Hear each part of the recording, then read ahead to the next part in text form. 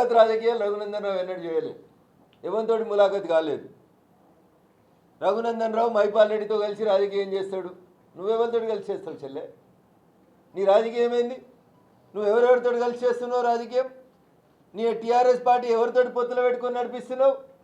నీ పైసలు ఎక్కడి? నీ పంచాయతీ ఎక్కడిది? జై తెలంగాణ వచ్చి లేకపోతే తెలంగాణ జాగృతి పెట్టినప్పుడు నువ్వు ఎట్లుంటివి? ఇవాళ ఎట్లున్నావు చెల్లె? ఒక్కటని 4 పడితే మంచిగా ఉండదు. ఒక్కటి చెయ్యి రఘునందన్ది కోకేళ్ళు చూపిస్తే బరాబరి 4 ఏళ్ళు రిప్లై ఇస్తాయి రఘునందన్ వైపు నుంచి.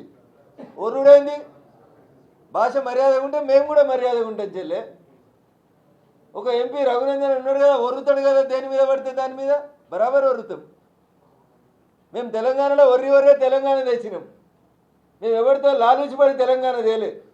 తెలంగాణ వచ్చిన తర్వాత కూడా లాలూచి పడకుండానే రాజకీయం చేస్తున్నాం. లాలూచి అనే పదానికి ఏమైనా అర్థం ఉంటే అది మీరు చేసిరు, మీ కుటుంబం చేసింది తప్ప ఇంకొకటి ఎవరు రాజకీయాలలో లాలూచి పడలేదు.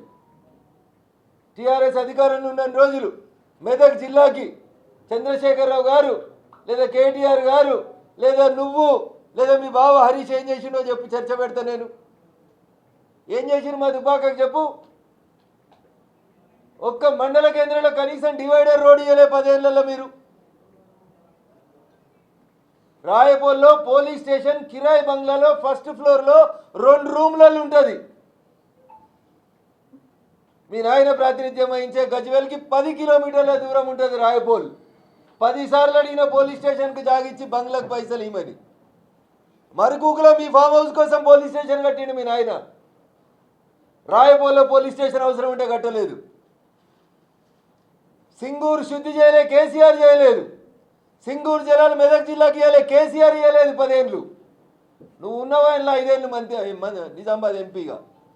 మధ్యలో నువ్వు వచ్చి ఎమ్మెల్సీ అయినావు మీ నాయన పేరు చెప్పుకొని.